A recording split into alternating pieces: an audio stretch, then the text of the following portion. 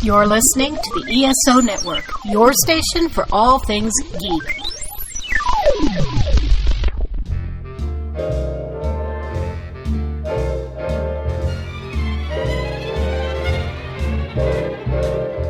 Those fingers in my hair, that sly come hither stare, that strips my conscience bare, it's witchcraft. Hello world and welcome to Tales from Hollywoodland, a veritable feast of movies, television, Broadway, showbiz stories, and even a little bit of news and gossip with Julian Schlossberg, Arthur E. Friedman, and Stephen J. Rubin. Today we're talking about the chairman of the board himself, Frank Sinatra. And now here's Arthur. Francis Albert Sinatra, born in 1915, passed away in 1998 at the age of 82. The elite of the elites. There's never been a pop singer like him. There will never be a pop singer like him. The greatest of the greats. Today we're going to celebrate Frank Sinatra's life, ladies and gentlemen, and what a life he had. For no reason, there's no anniversary going on here. We're just going to talk about Sinatra and his music and his life. We all have a familiarity with him. Though he passed away in 1998, his music lives on. You hear it all the time. It's just being played wherever you go. You can see it in movies. You can see him in movies still. His movies live on. His records certainly do. When he died, Larry King had a show on him, an obit show, if you will, with Steve Lawrence and Vic Damone and I think Jack Jones. And the question was asked to them is, what are the best of what he did? And they all said it's impossible to choose it. There were so many great recordings. I got to know him in the early 1960s at the point of when he did Reprise Records. They couldn't get a contract from Capitol Records that satisfied him or his people. So they decided to do their own. They called it Reprise, which one of his buddies said, Frank, just, we'll do everything you did, except we'll update it to be better sound, better this, and that's what they did, which was a big, big success. But in my show business career, Jilly Rizzo was my manager at that time. So that's how I got to know Frank Sinatra and meet him on more than several occasions. Arthur, when Frank Sinatra would walk into a room and you would see him to greet him, what was the feeling you got? Well, he was electric. He was special. It was first of all, he was great, great guy. And when I met him, the first time I met him was in Jilly Rizzo's office. Was on 53rd Street, I believe, right near the Ed Sullivan Theater. At that time, it was called, I guess it was called the Ed Sullivan Theater. No, the CBS. It was CBS, yeah. Up on Broadway. First time I met him, Jilly had an office. There was Jilly's nightclub down the street near the Alvin Theater. And he had a brownstone office where you walk up one flight, and they were celebrating a little cocktail party, and there was Frank Sinatra amongst maybe 8 or 10 people. Wow, it's Frank Sinatra. And he looked like Frank Sinatra, 1962. And I will just convey one story, and that is one of the cocktail hostesses who was at this party decided that who didn't know him, decided that she would just grab his arm and, it's Frank Sinatra, that kind of thing. He gave her one look, and one of his guys, who was a big guy, literally carried her out of the apartment. She shouldn't have done that. He didn't like to be touched and stuff like that without wanting. He was great, unlike any other singer, and maybe unlike any other celebrity. We're going to talk about Frank Sinatra today. And our thoughts and his music, which is unbelievable. If you look at his body of work, it's all about the American Songbook. He did it like nobody else did it. He did it with the greatest arrangers of all time. He did it with the greatest composers of all time, and he was the greatest voice of all time. So here's to Frank Sinatra, and I'm going to pass it on to Julie, and we'll take it from there. Well, it's an interesting thing to go over his life because, as they say, into everyone's life, a little rain must fall. And I think a lot of people think he led a pretty golden life, but he had a lot of problems. He was born almost dead. It was stillborn, and they actually thought he had died. His grandmother grabbed the baby, put it under cold water, smacked him on the back, and he lived. But it was a very horrendous delivery using forceps, which gave him a punctured eardrum and gave him scars on the left side of his face that he tried desperately to hide all his life. As a kid, he was known in school as Scarface, because not only did he have all these scars, he had acne. This was not the easiest beginning of this extraordinary man's life. And we all know that he went through, as he said, he called himself a 24-karat manic depressive. He went through, after 1948, we can get to that a little later, he went through terrible, terrible years of not really working in any important capacity. He lost his record albums with his recording with Mitch Miller in Columbia. He was had a television show that got canceled. His talent agency got rid of him. So we're talking about a man who had great highs and great lows, and including supposedly 4 over his lifetime suicide attempts, 3 just for Ava Gardner alone. So it's an interesting life to study, to see his highs and his lows. As Arthur said, I mean, here's a man in a 50-year career supposedly recorded 1,400 recordings. Now think about that. I mean, extraordinary what happened to him. I just have to jump in and say, Ava Gardner, one of the great beauties. How does she go from Frank Sinatra to Mickey Rooney? No, she went from Mickey Rooney and Artie Shaw and God knows who else to Frank Sinatra. It took fantastic. And before you discount little Mickey Rooney, yeah, this guy was a fireman. I mean, he was incredible energy, unbelievable talent, and he was quite a guy in himself. So but mostly he was Mickey Rooney, the movie star, and he was creatively, I think he's a legend, and certainly deservedly so. I just that in terms of her types, ran quite a gamut. Her types were basically bullfighters. There you go. Most of her affairs were not with movie stars, but with bullfighters. Well, but he and she had a torrid love affair at that point, particularly of when his career went into the toilet. That's when right. you think about Frank Sinatra's career, 1939, 1940, he exploded on the American public and the world public, as much so as Elvis did in 1955, 56, and the Beatles did in 1964. That's how big Frank Sinatra was in 1940, pre-World War II. So then he made movies. He made Take Me Out to the Ball Game. Arthur, back up a second.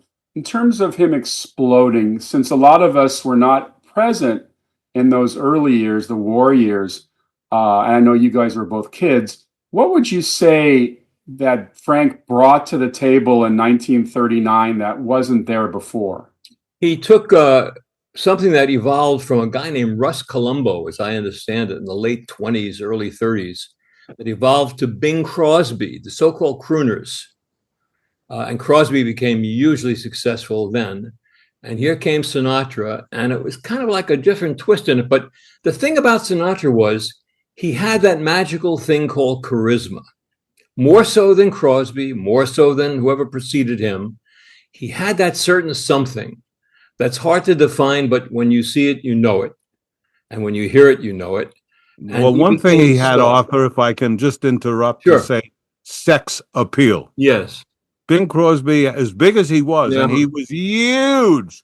Bing Crosby was as big as you get in radio and motion pictures, etc. But he didn't have that sex appeal that Sinatra had. which is a good way of describing charisma to an entertainer, because certainly Elvis had it. And the Beatles had it too, which made all the young girls scream and all of that. Well, that's the image I remember, Arthur, in movies of girls, the so-called Bobby Soxers, just going screaming. There, I've mentioned this movie before many times. It's a Phil Silvers, Cornell Wilde comedy from 1945 called "It's 1001 Nights." It's a Arabian Nights comedy, and Phil Silvers, I won't give the plot away, but at some point he's impersonating Frank Sinatra, and you have all these Arab girls screaming and yelling, and they're wearing Bobby socks in 600 AD. But it's just very funny, and it reminds me of the Beatles. You know, the girls went nuts for them, and obviously it was the same thing, except it was the earlier years. Coincidentally, Phil Silvers wrote a song that Sinatra recorded, it still lives, called "Nancy with the Smiling Face," which was for his first child, which was Nancy Sinatra. And Phil Silvers wrote those lyrics. I think Sammy Kahn did Phil Silvers wrote the music, and I think Sammy Kahn did the lyrics. Anyway, so Sinatra then goes on, becomes a big movie star. He's a concert star. He's huge, and he's very skinny. And so the girls went great. But somewhere in the late 40s, he made a string of bomb movies. One which was The Kissing Bandit, Julian? Yeah, The Kissing Bandit. Bandit into Meet Danny Wilson, and it happened in Brooklyn. But he also made Take Me Out to the Ball Game and Anchors Away. So he was doing a lot of musicals in the late 40s that was working. Right, but when the string of three movies died, his records started going out of style too, because there was a different thing in the late 40s. You started seeing music that had gimmicks to it. Yeah, novelty songs. My little doggy in the window, and he just resented all that because he was always a great singer of the American songbook, classic songs, the Gershwins. One of his late 40s movies you didn't mention was On the Town with Gene Kelly and who was the third guy? Jules Munchin. Jules Munchin. Exactly. My first I was trying to figure out what my first brush with Sinatra was. I was probably about 8. I was on the grassy front of the Sands Hotel in Las Vegas, playing with my little soldiers on the grass. I was just and I would look up at the billboard above me, and in big letters was Frank Sinatra, Dean Martin, Sammy Davis, Peter Lawford, and that was when they were making, or had just made, Ocean's 11, the original, which I had just seen, or it was about to see. And my first brush was those very tall letters, and then of course I saw Ocean's 11, and he was very suave in that movie, very suave. Well, by that time he had become again. He became really a bigger star and enduring star than he was even when he went into the toilet. Now, let me finish with this. This is important. Go ahead. So, Sammy Davis in his book, Why Me? Or not Why Me, actually. It was, Yes, I Can. Yes, I Can. Discusses a time when Sinatra was just out of style, when he and Ava Gardner were really having this torrid love affair. That he was walking down Broadway, Sammy Davis was, before he had become a big star, and he idolized Sinatra. And he looked across Broadway, which is a big spread at the point of 56th or 57th Street, and described seeing Sinatra at that time, who was the most famous person in America 9 years before, walking alone, not being recognized on Broadway. And he discusses what that was like. I want to add to that. My father took me to a Giants-Dodger game at the Polo Grounds in probably 1950. And when the game was over, in those days, you could walk across the field to exit, which you can't do anymore, of course. And there was Frank Sinatra walking across the field alone, tearing up a ticket and throwing it down on the grass as if he had bet on the game and perhaps lost it. But I remember that image. That was then. So now, he felt he was also screwed over by the record companies he dealt with, by his attorneys, by his bankers, by his lawyers. And so he committed to himself that when he made it again, and he felt he would, he would hire the best of the best of the best. And he did that, and he never got screwed again. But what happened was, what brought him back, he was still doing the Milton Berle show. He was doing guest appearances and just getting by. He was loaning money from a lot of people. There was a guy named Jack Lascouli who loaned him $5,000 when he was down and out. And Jack Lascouli, after Frank succeeded again, never had to work a day in his life. He took care of him. But he got back, and I think the turning point was probably From Here to Eternity as a movie, and signing with Capitol Records after he got into a big fight with Mitch Miller at Columbia, not wanting to do these gimmick songs, these novelty songs. And in Capitol Records, he got involved with a guy who was married to Nancy Olson after she married Alan Lerner. And his name was, I believe, Alan Livingston. And he brought him together with Nelson Riddle. And at one time, as it happened, here comes From Here to Eternity, wins the Academy Award for Best Supporting Actor. And here comes Nelson Riddle and Frank Sinatra doing albums like they've never been done before. And he is back. And he is back in spades. And he brings in the best attorneys, the best bankers, the best everything. And he went on from there to never have a bad day in his life in terms of his career. His career started in Hoboken, New Jersey. He was with the Hoboken Four, three other guys and himself, and they go on Major Bowes and they win. And the other three guys don't have the ambition or the urge to do what Sinatra does, and they break up. And Sinatra starts playing at a place called the Rustic Inn in Englewood, New Jersey. He's not only the MC, he's not only the singer, he's a waiter there as well. So he's doing all kinds of jobs. But they're broadcasting from the Rustic Cabin, and they're broadcasting in New York, because that's in New Jersey, and it's on WNEW. And Harry James hears him singing, and Harry James from that hires him. And he works with Harry James for not too long, maybe 6 months or so, has a contract, but then is offered to be able to go with the Dorsey Band, and Harry James lets him do just that. But before he left, he recorded All or Nothing at All, one of the great songs of Sinatra. But it didn't sell at all. But after a few years, after being with Dorsey, it comes out and becomes this giant seller. But it was with Harry James, not with Dorsey. It was also as a ballad, and years later he recorded it with Tempo, and it was incredible, hit record, great song, All or Nothing. And by the way, that was the song that Phil Silver sings in that 1001 Nights song. Yeah. Absolutely. I have to go back to From Here to Eternity. From what I've learned, I think we all know this, is that the part of Angelo Maggio that Sinatra won the Oscar for was originally going to be played by Eli Wallach. And I think Eli Wallach was Fred Zinnemann's first choice to play the part. And I think Eli was up for some kind of stage play. Camino Royale. Yeah. And I guess he turned down the role. I guess every time in the after that, Sinatra would bump into Eli Wallach, and they would have a funny aside because Eli brought Frank back to life. But Steve, what happened was, factually, Sinatra read the book. It was a big hit book, From Here to Eternity. And when he read the Maggio thing, that was me.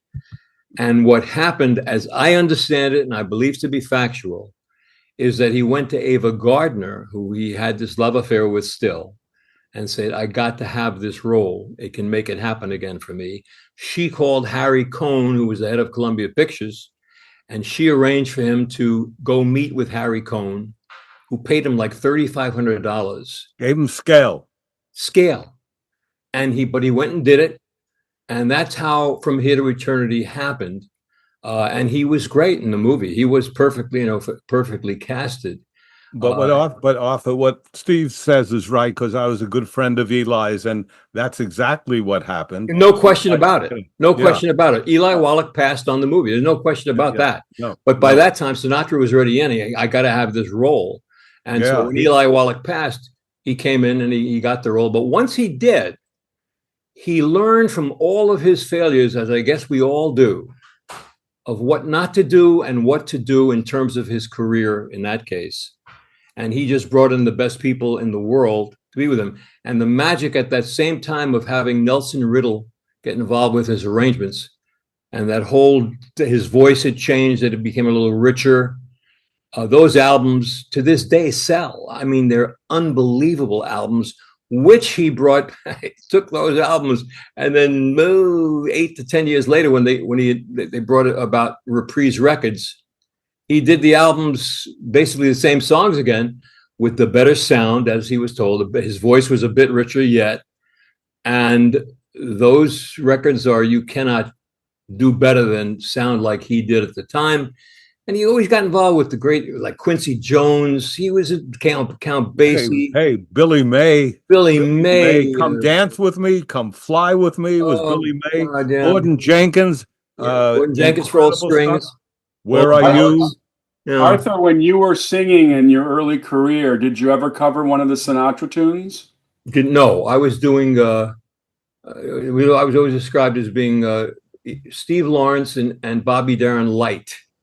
So I was also I did a record called A Girl with a Freckled Nose, which I'm afraid you could probably get on YouTube. Because and knowing Bobby Darin as I did, he broke through, and he told me, he said, do a novelty record. He had done Splish Splash. His mother had, who he thought was his mother, told him to do a novelty record. You gotta, get into the game. That'll get you into the game. So he did Splish Splash, and of course, Murray Kaufman and his mother, she invented this title called Splish Splash, and he broke in that way with that. So he told me to do that. And those are the kind of songs, like the Bobby V's, the Frankie Avalons, Fabian Godfrey. Wait, what am I going to tell you? Is Mac the Knife considered a novelty song? No. No. Oh, no. No. It's Mac, Brecht. no. It's Brecht. No. But we have to say that we talk about Nelson Riddle. I don't know if you guys are aware of it, but he was a trombonist. That's what he did. He played in big bands, Nelson Riddle, before. And so it's interesting to me. Sinatra goes from Harry James, and he gets involved with Dorsey. And he's there every night singing with Joe Stafford and Connie Haynes. But he gets very involved in listening to the guys Dorsey playing the trombone. And he decides that he can't believe how he can do it with the breath that he's doing. And he starts studying that breath. And he learns, he says, the ability, a lot of what he did from Dorsey and his playing. So I'm interested, Arthur and Stephen and Mike, to say that then he gets involved, as Arthur said, with the greatest, with Nelson Riddle. But there's two trombonists in his life that made a gigantic difference. And I was interested in that when we were going to do the show. I thought, wow, that's something to point out. Yes, he used the breathing method of what trombonists would use. A lot of times breathe through the side of their mouth, which he did. He also, people think of him as a swinging star and doing all he worked so hard at his music. His music was probably the most serious thing he ever took in his whole life, other than his family.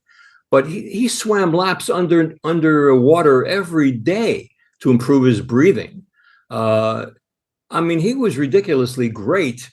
And to explain just how great he was, think of anybody who was the elite of the elites in whatever they do. That was what he became in his life. It's a funny story.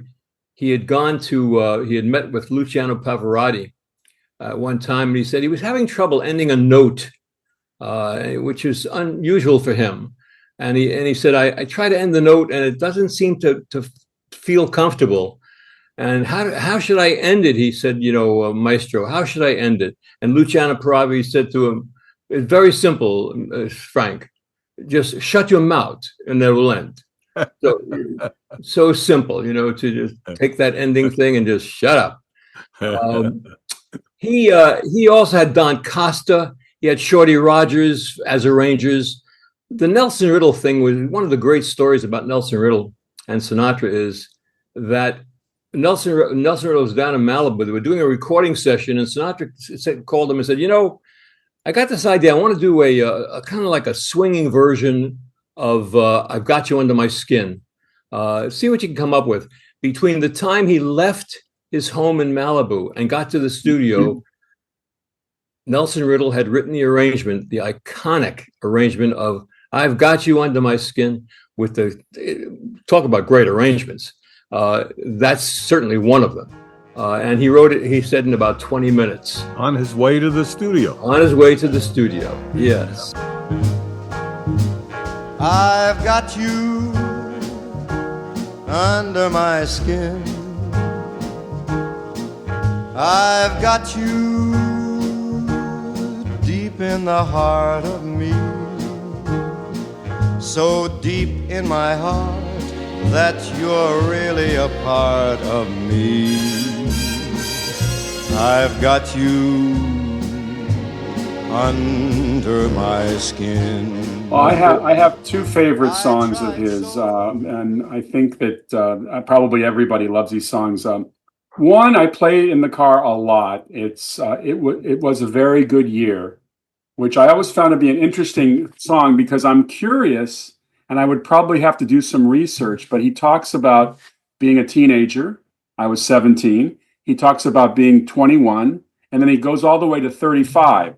And I wondered if there's a missing stanza there that was cut at the last minute, or do you guys know anything about that? No, he was just perfect at the perfect age, Right, to sing that song.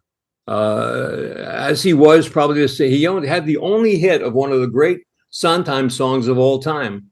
The hit being And then the Clowns. and Send in the Clowns. Great Sondheim song. And I read somewhere where Sondheim said, I took Sinatra to make a recording and make it a hit, because a lot of people had recorded the song, especially. So my other song I love is from a movie. I'm not sure if the song came first or the movie came first, but I love The Tender Trap. Great movie, great song. Yeah. Great Okay, opening. movie. He's walking all the way back in a long shot and just walks all the way up to the camera Do singing. you know where that was shot? Was that shot on a lot or something? Yeah, I would think Paramount, of it. maybe. I would think. I That don't know. big cloud, Yeah, in the back. that in the background. But like Sammy Davis, who couldn't stand Candyman, that song, Sinatra couldn't stand Strangers in the Night, and he couldn't stand My Way, which was so surprising to me to read because that there's such standards, and certainly My Way. Any successful man seems to feel that's his song. I don't care who it is. Did you say, In any that he field. couldn't stand My Way, Julian? Yeah, it's what he said. No. That's not so. Well, no. listen, all I'm doing is telling you what I've researched. No. I can't tell you unless he told it to me or you. I don't know if it's true or not. The But true that's story. what they The said. true story of My Way is that Paul Anka Wrote it for him. Of wrote course. he took the melody from a French composer, and he put the lyrics to it. He sent a demonstration record of it to Sinatra, and he said, "Frank, actually, what happened was Sinatra said he was going to retire, and he needed something, and he liked Paul Anka's music, and he asked Paul Anka to write something for him, and he called me and said, I think this might be great." Sinatra records the song, calls Anka, plays him the first take, and Anka said, "I'm listening to this song, listening to sing the song on the first take, and I'm crying like a baby." That's how great it was. The song he really hated was "Hey Jealous Lover." He really hated the song. Became a hit, so he had to sing it a lot. I think, Arthur, when I think about it, it's probably that he hated to keep singing it. That's what I think what he really meant. That's what they wanted to hear, and he had enough of it. And now the end is near, and so I face the final curtain. My friend, I'll say it clear, I'll state my case, of which I'm certain. I've lived a life that's full. I traveled each and every highway, and more, much more than this, I did it my way. Regrets But anyhow, either way, it's interesting to know he couldn't read music. He Right. was unable to read music. But he read the charts. He saw the ups and downs of the bars, and not only did he see the up and downs of the bars, but at times he would lead an orchestra, and the players would say later that he was a great orchestra leader. He was really a musical genius. Genius. Yeah. Julian and guys and audience, ever hear Frank Sinatra sing things like "I Have Dreamed" from King and I? Sure. Or some of the things from South Pacific. It's incredible how great these records are. And Old Man River. The greatest version of Old Man River, without any question, is from his retirement. If you tune into YouTube and request Frank Sinatra singing Old Man River from his farewell concert when he decided to retire, he went out in front of every star in the business. They had them in the audience and everybody you could possibly think of. And the basic thing was, I'm retiring and I'm going to show you how great I am. And he went out, and it's out there. It's on YouTube. You can see this. And included was Old Man River. You'll never see or hear anything quite like it. Different, of course, than the Paul Robesons or Warfield or great, singers, operatic singers who had always done it in the past. You need to hear Frank Sinatra sing Old Man River, not from his early days, but from, I'm going to say this, about 1972, thereabout. The other thing that he sang that no one could touch was the soliloquy from Carousel. Fantastic. Which is My Boy Bill. Fantastic. And he was going to do Carousel, the movie. Yes, he was. But they said they had to shoot it 2 times, and he walked away and left. And he was at that time with Ava Gardner. She loved him too. I mean, there was a very torrid love affair. So he was in Maine to shoot the movie. He was not told they had to shoot it twice to get what the director needed, Carousel.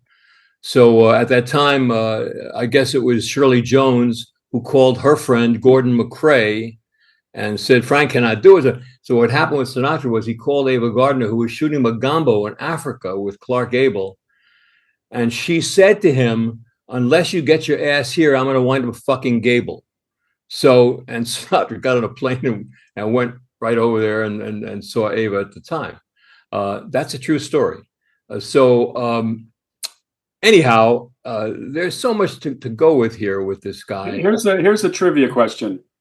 Frank Sinatra directed one movie. Do you know what it is? Never So Few?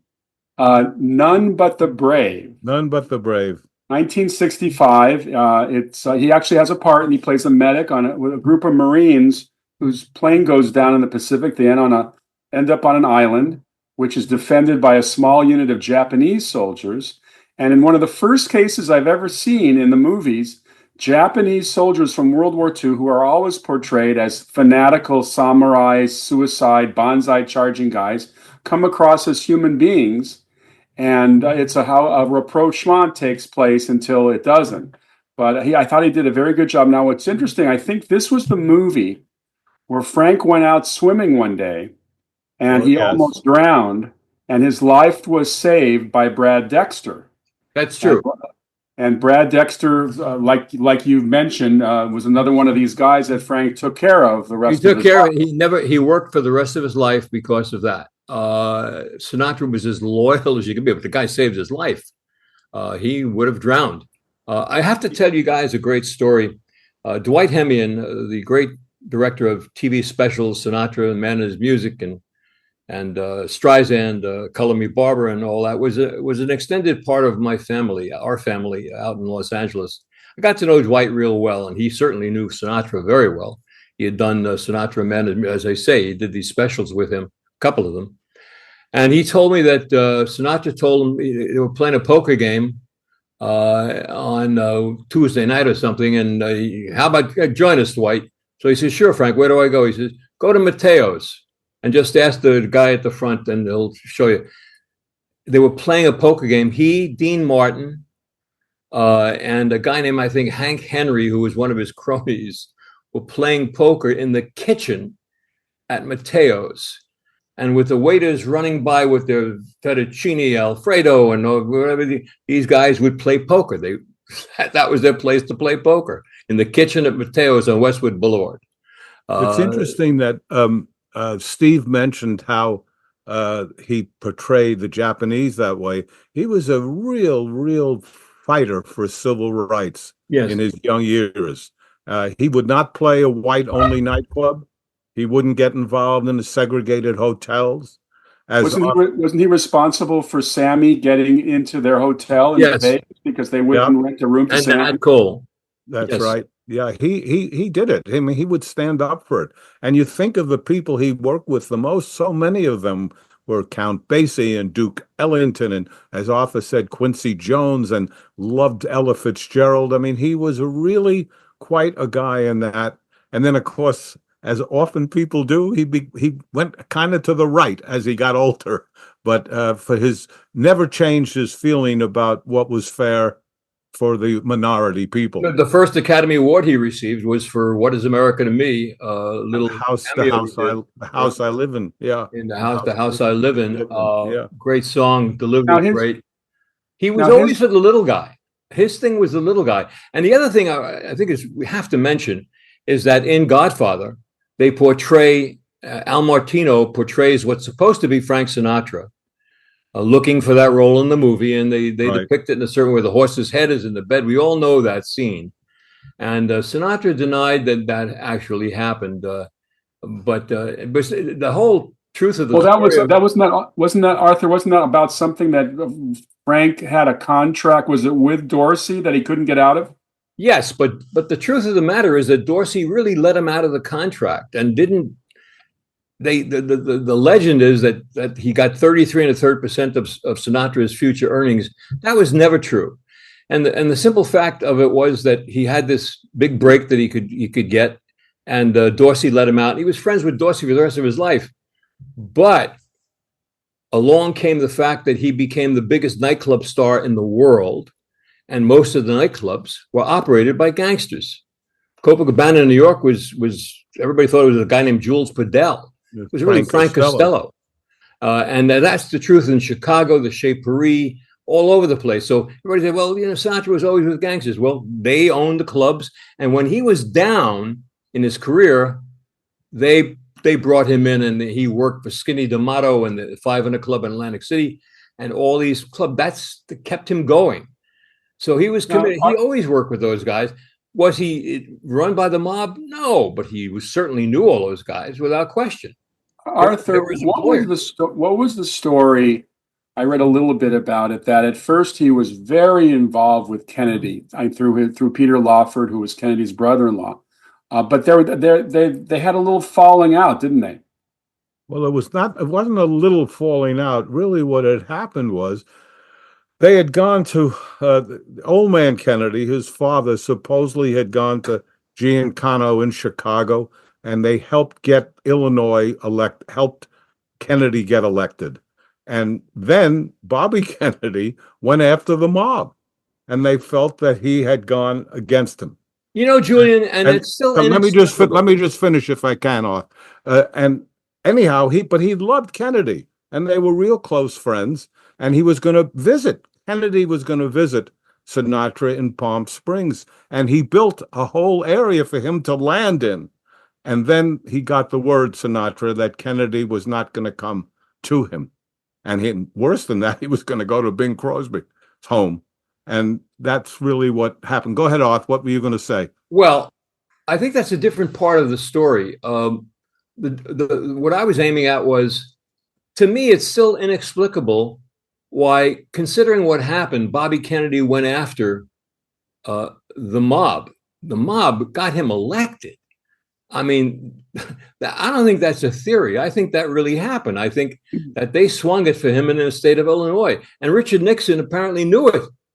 But I also heard that when Kennedy was coming out to the convention where he was nominated for president, that associating with Sinatra, who perceived to have mob connections, that's right, may have also, from a political or a PR point of view, it may have not been good for him to be seen in the company of Sinatra. That is true. And what also is true is that it was JFK's father, Joseph Kennedy, in 1960, who had gone to Sinatra to make the deal to have Sinatra get to his people who were, how shall I say, of Sam Giancana. And he did. And they did things in Illinois, in Chicago specifically, that turned that election around. And it was Joe, again, the father who did that. And Sinatra felt, of course, completely betrayed by what happened, what Julian just described in Palm Springs when JFK was supposed to go there. But all of these things have Sinatra on the front pages of newspapers and magazines. And wherever you turned, there was Sinatra. So there was that side of him. And people could not get enough of it. And you throw into it all of this stuff that was happening, and he was sleeping with every woman and this and that. He was. I guess you could. Excuse me, Arthur. I guess you could say after 1960, Frank Sinatra never walked anywhere alone. No, that's funny. But the fact is that if you take all of that headline stuff of Frank Sinatra, which, whether it was politics or nightclubs or gangsters or this or that, or hitting a guy and whatever, there was his ability to sing. And that was always, if you see him, check out a concert on YouTube in the Royal Albert Hall in London. My God, he's so great, it's ridiculous. And yet he made so many great dramatic movies where he didn't sing at all, but he developed into a very, very fine actor. I mean, shortly after he did Ocean's 11, he did The Manchurian Candidate, and that is a fabulous role, a very desperate role as he's trying to solve this mystery. I thought that was one of my favorite of his. You guys obviously are big fans of that movie. Sure. Oh, yes. And also Suddenly. That was a Suddenly, very interesting movie. Movie. That was great. He's an assassin of all things. That's right. That's right. And then the one I've never seen it, but everyone has always told me that you got to see him in The Man with the Golden Arm. Yeah. Well, I don't know if that holds up today. I'd have to look. I'm not sure, but he certainly was a natural talent. And as Arthur said, I mean, as a singer, nobody's come close to him. She gets too hungry for dinner at 8.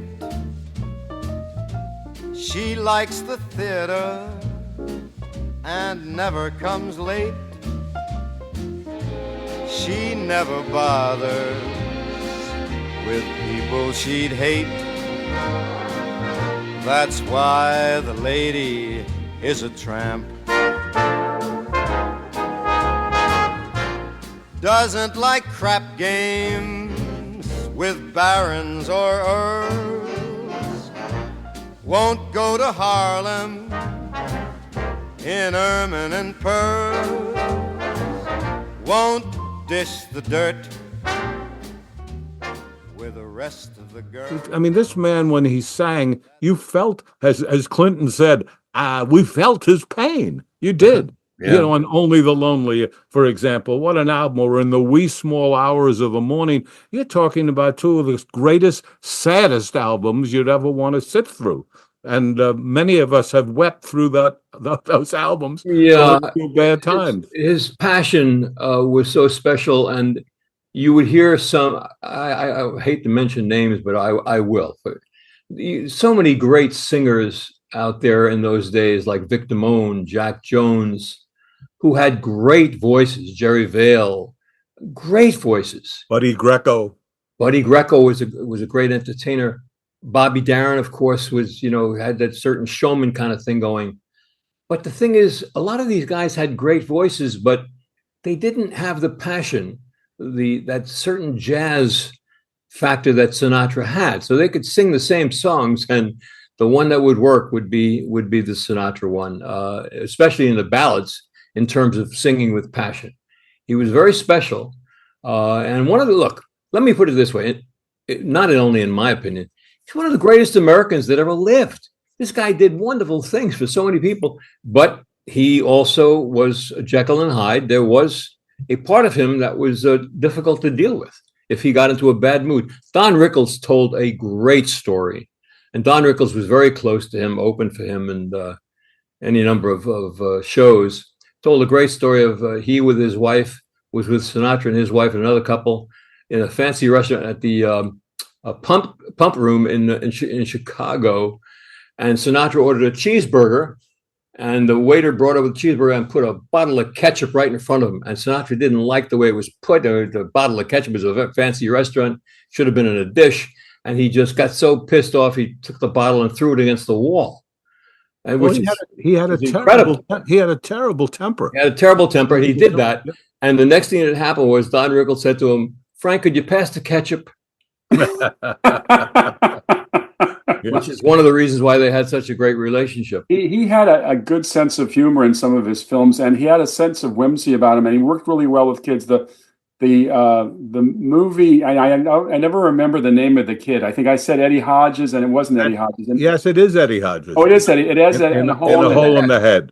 And that song where they sit there together and sing "A Hole in the Head" is just such a little Once show. there was a rubber tree plant. Yeah, da, da, da, da, da, da. Guys, I got to tell you, my partners and I managed a young guy named John Pinette, very heavy, very comedian, a big comedian. John opened for Sinatra as of about 1990. He, Shirley MacLaine, and then Sinatra. So John was the opening act, and that in itself was great. He was appearing in front of God knows how many people, but he was traveling the world. Sinatra played anywhere. You name it. He'd be in Italy one night and 4 days later in Hungary and then Pittsburgh. So John lived with Sinatra, and he was so heavy. Every time Sinatra wanted to eat, he'd always say, "Call in John." And "Hi, Mr. S, I'm here. Bring in the pasta." So that's contributing to the delinquency of an overeater. Yeah, but that was at the late stage of Sinatra's career, and his show, Julian, I think, saw it.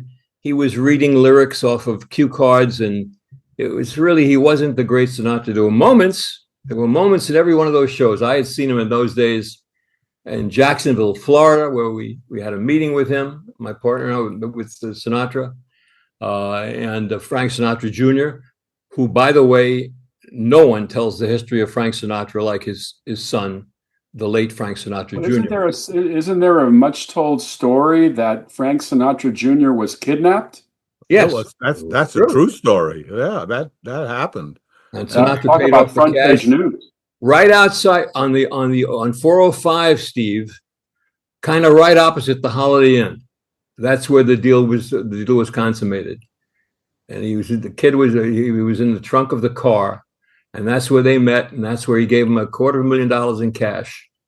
And somehow those guys wound up living. I'll never understand how, but did they ever determine who kidnapped him? Yes, they knew exactly. Yeah, they got him, but they didn't have terrible sentences. No, they didn't get, they really, but they did, yeah. But that's where the transaction took place, Steve. Right around where you live and where we used to live. Oh, I know that area very well. Absolutely.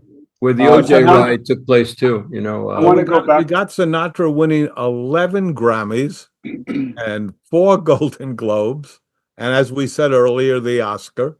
So he certainly got his share of prizes as well. I want to go back to A Hole in the Head for a second, because I said earlier what a great dramatic actor Frank was. There's a scene in A Hole in the Head where he needs money. The whole movie is basically he's trying to hold on to this Florida hotel. He's in a hock up to his nose. His brother-in-law wants to take his kid away and move him to somewhere else. And he meets Keenan Wynn. Keenan Wynn is a multimillionaire who buys hotels by Steve Wynn.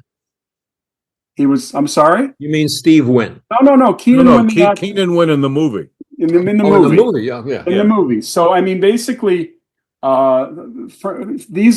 and Keenan are old army buddies, but Keenan looks down at him like he's dust on the ground, and they have a scene where Frank Sinatra, now this is 1959, is saying to Keenan Wynn, I got an idea to build a Disneyland in Florida. Now this is years before Walt came up with the idea, and Keenan takes him seriously, and they go to the track, and there's a scene where they're betting the dog races, and Frank sees the name of his son's name is Allie, and he sees a dog named Lucky Allie, and the look on Frank Sinatra's face as he's rooting this dog, where he's taken all of his winnings so far in the day and he's put it on Lucky Allie.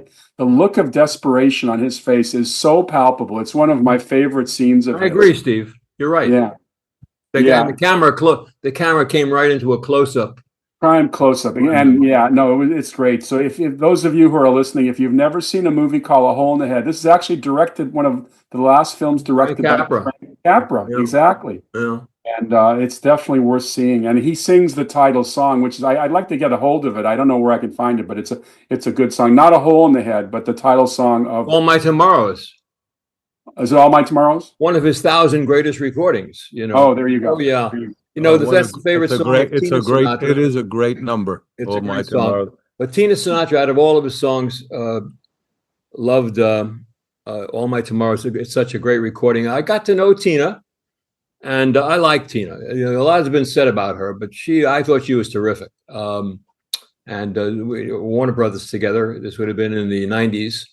And Tina had an office over there. And I thought she was great. I briefly met Nancy Sinatra, introduced to her by a guy named Dick Bacalian, who I've mentioned before. Dick was a face you'll never forget.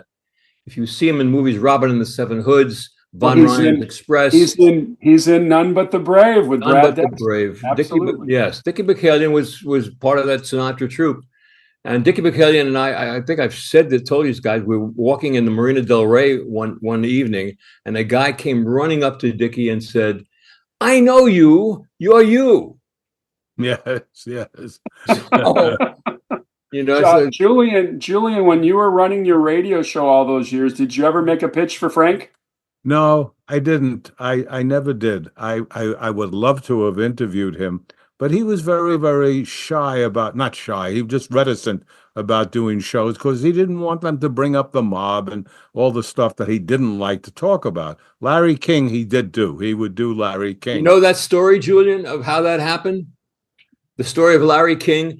He was working. Yeah, the payoff. You tell it. Yeah, I'll tell I do. It with and Jackie Gleason, who is now living in Florida, would come to see Larry King, to see Don Rickles, and Larry King, and all that was happening in Florida in the late 50s, and Larry King asked Jackie Gleason, if there's one thing in the world that you want, what would it be?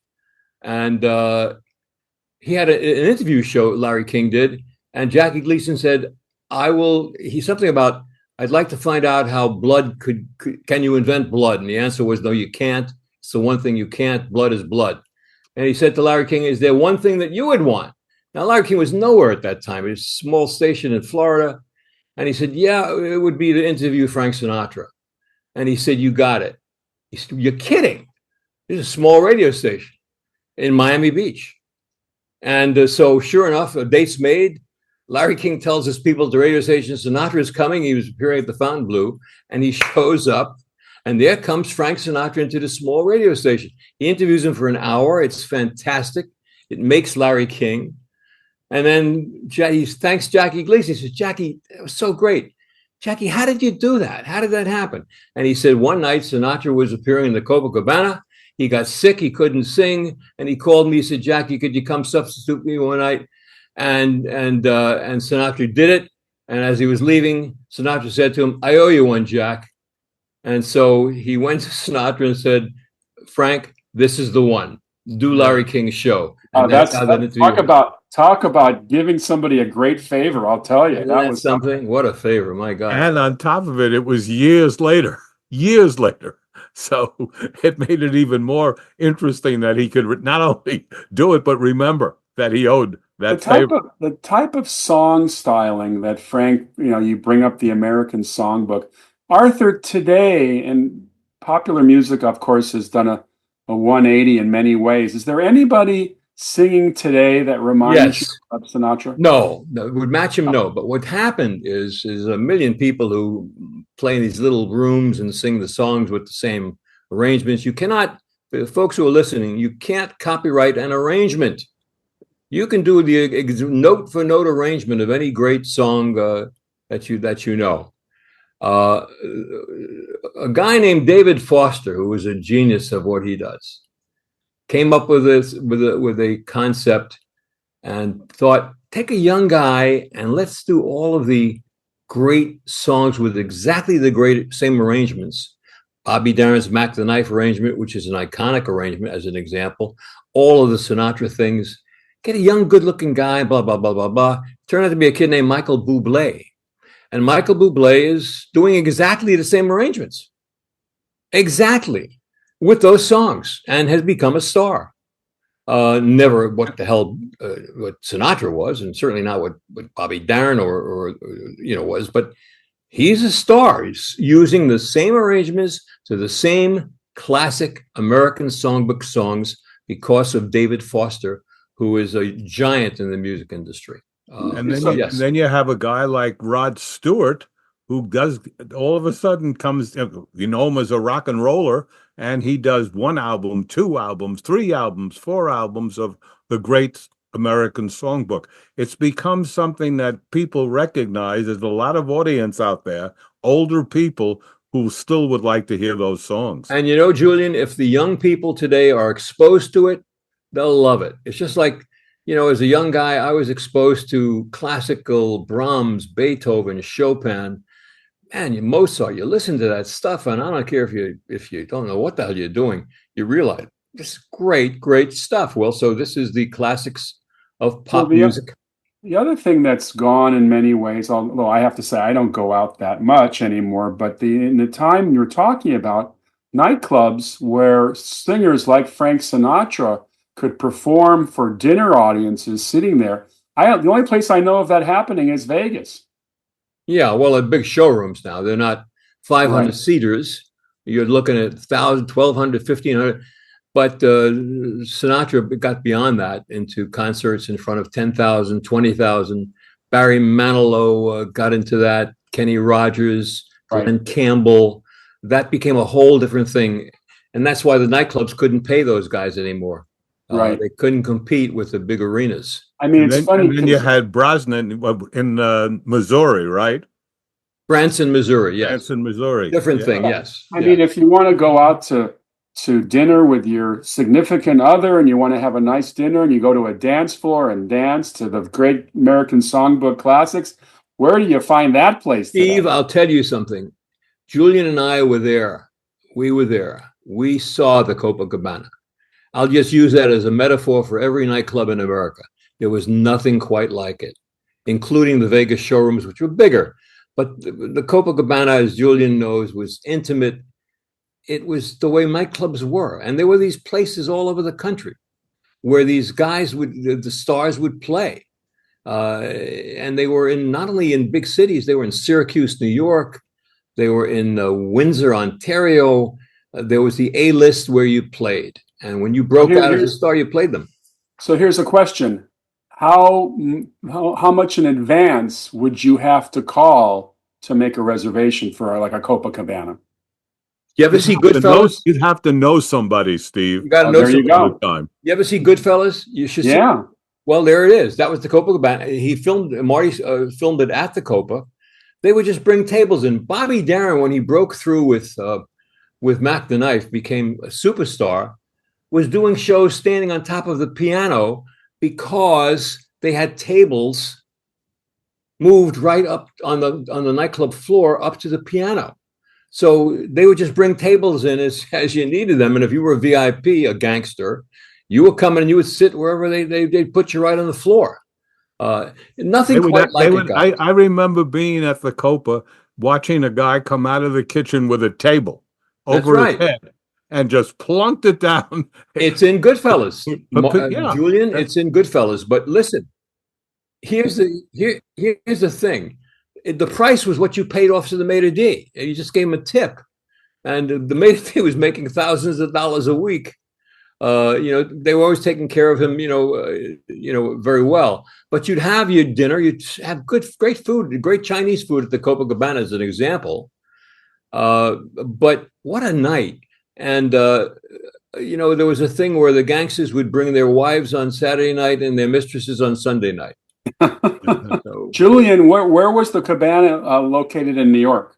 60th Street, I think, between 5th and Fifth Madison. Avenue, right on Fifth Avenue with the awning. Between 5th and Madison. Is that considered Upper East Side, or what is that considered? No, because the East Side. East Side. Kind of opposite, not far from the Plaza Hotel, Steve. Oh, sure, of course. Copacabana was. Well, we're coming to the end. We both saw Sammy Davis there, Julian. Yes, What can we say? We saw Bobby Darin there. Absolutely, we did. What can you say? It was some of the great times of your life when you don't forget them. It's an amazing time to remember. But I must say, no matter where I went, no matter who I saw, the number one was Frank Sinatra. Nobody, and I mean nobody. Nobody like him. Nobody So- like him, and never will be anybody like him. You can't invent the guy. You can't bring back the days of Hoboken, New Jersey, and take a guy and put him through what he went through, and have that magical voice and go through the life that he had. He's a one-time only. You can listen to his records and you can watch a lot of his stuff on YouTube. Don't underestimate YouTube for Sinatra. So we've come to the end of another great show dedicated to Francis Albert. We're going to turn over everything to our wonderful host and producer, Mr. Mike Faber. And I think I deserve a little plaudit because I didn't sing a note today. We are so proud of you there, Steve. We are so proud. You've reached the end of this episode of the Tales from Hollywoodland podcast. Always remember, we couldn't do this without you. We want to hear from you, so please write us anytime at talesfromhollywoodland@gmail.com. Remember, you can find us wherever fine podcasts are found, and you can even find us up on our YouTube channel. If you made it this far into the episode, why not subscribe and give us a thumbs up? Or if you're listening to us, why not give us 5 stars? If you're into social media, check us out on Instagram and Facebook. Before we get out of here, let's check out what they have going on in their podcast this week. Julian, who are you talking to this week? This week is John Turturro, one of the fine actors this country has, a man from Brooklyn, brought up in the boroughs, talks a lot about his family and how it all happened for him, and ending up with making lots of movies with a lot of great directors, including the Coen brothers. Excellent. Steve, what's cooking over on Saturday night at the movies? Well, sadly, because of the firestorm in Southern California, we have been evacuated from our we're back now, but it kind of disrupted the whole food chain. So I'm dark this week, but we're going to be back in action soon on Saturday night at the movies. But I feel very bad for all the people who've lost their homes in Southern California. It's one of the great disasters in American history. And if you know anybody and you can help them in any way, please do. Our thoughts and prayers are with them. And please, folks, if you have any time, donate to the Red Cross, donate to many of the charities that are out there helping. And it's just not celebrities, folks. These are everyday people who've lost their businesses, lost their homes. People who have been displaced from their pets and, other loved ones. So definitely, please see what you can do to help out. Arthur, what's coming up next week on our show? We, first of all, I agree with you so much. We have family there. And you and Steve, my God, help these people any way which we possibly can. Next week, we have a very unique, great show concept. We're going to be talking about diets of the movie stars. The diets of the movie stars. Clark Gable's favorite sandwich was an onion sandwich on rye bread with mustard. We're going to be talking about stuff like that. Think of it, folks. Well, okay. I better eat before. I think I better have a meal before we do that show. Yeah. When you're about to say a line like, frankly, my dear, I don't give a damn. Maybe you need the onions. Yeah. On behalf of Steve, Arthur, and Julian, thanks again for listening. This is your producer and announcer, Mike Faber. We will see you here next time on Tales from Hollywoodland. Your Hollywood adventure starts right here. Start spreading the news. I'm leaving today. I want to be a part of it. New York, New York, these vagabond shoes are longing to stray right through the very heart of it. New York, New York, I want to wake up in a city that doesn't sleep and find I'm king of the hill, top of the... What's the funniest thing in Star Trek? When never mind. Take two. Cut. What's the funniest thing in Star Trek? When Wei-Yoon said, We can leave that in when Wei-Yoon said. Did he ever say I remember that episode. Keith, you get a second. What's the funniest thing in Star Trek? Blindfolded martial arts with glowy. Oops. Find out on Earth Station Trek, a podcast about Star Trek. I'm terrible at it. This has been a broadcast of the ESO Network. Be part of the crew and help support our shows by donating to our ESO Patreon or by shopping at the TeePublic store, which can all be found at www.esonetwork.com. The ESO Network, your station for all things geek.